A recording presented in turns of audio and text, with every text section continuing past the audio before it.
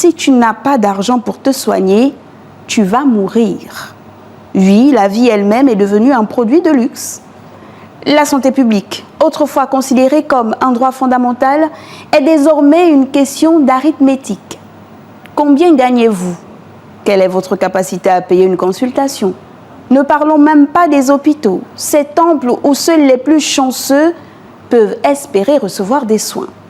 Il faut être un tel pour que le personnel s'agite autour de vous et vous épargne l'épreuve de la longue file d'attente, parfois même du mépris de certains. Madame, je ne me sens pas bien, vraiment pas bien. Oui, on veut bien vous soigner, mais qui signe la prise en charge? Si vous ne payez pas la facture d'hôpital, vous ne sortirez pas d'ici. Ou pire encore, nous garderons votre bébé en attendant que vous veniez payer. Désolé madame, monsieur, mais l'assurance ne prend plus en charge ce produit depuis un moment déjà. Autant de répliques que plusieurs d'entre nous ont déjà entendues dans leur vie. Des situations vécues de façon directe ou indirecte, mais vécues quand même. Mais bon, ne soyez pas mesquins, voyons. Vous le savez, les soins de santé ont un coût. La recherche coûte cher, les médicaments coûtent cher, la vie après tout coûte cher. Et pour tout cela, il y a une solution miracle. L'argent. Pas d'argent, pas de vie. C'est aussi simple que ça. De façon moins ironique, imaginez un monde où tomber malade ne serait plus une source de crainte financière. Un monde où chacun, riche ou pauvre, jeune ou vieux, a accès à des soins de qualité, sans se ruiner.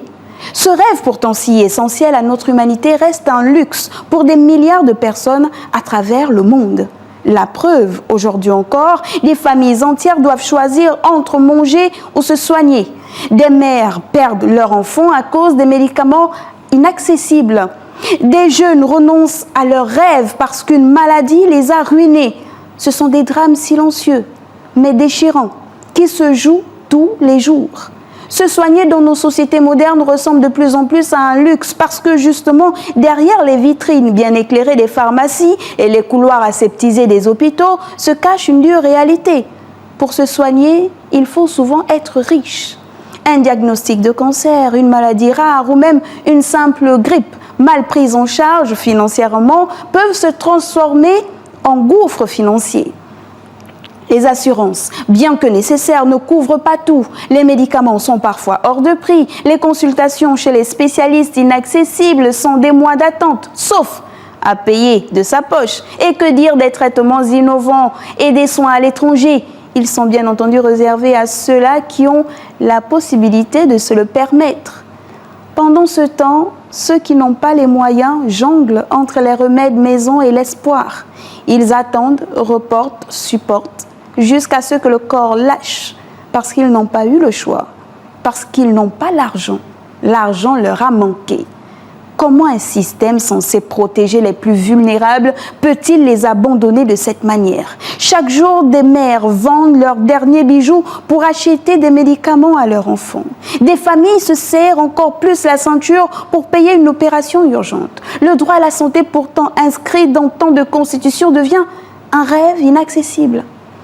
L'accès aux soins ne doit pas être une question de privilège, mais une garantie pour tous. Car se soigner ne devrait jamais être un luxe. Se soigner, c'est vivre, et vivre est un droit, pas une faveur. Garantir une couverture sanitaire universelle, c'est reconnaître que chaque être humain mérite d'être soigné, indépendamment de son origine, de son statut social ou de son portefeuille. C'est faire preuve de solidarité, de justice et d'humanité. Investir dans la santé, c'est investir dans l'avenir. Des populations en bonne santé sont des populations productives, innovantes, capables de construire des nations prospères. Les gouvernements, les institutions et même les citoyens doivent mener cette bataille. Les politiques publiques doivent être ambitieuses. Les budgets alloués à la santé doivent cesser d'être des miettes. Mais il ne s'agit pas seulement d'argent. Il s'agit aussi de volonté et de courage politique et de choix moral. Il s'agit de promesses, celle d'un monde où la santé ne serait plus un privilège, mais un droit inscrit dans les constitutions, les traités internationaux et les cœurs.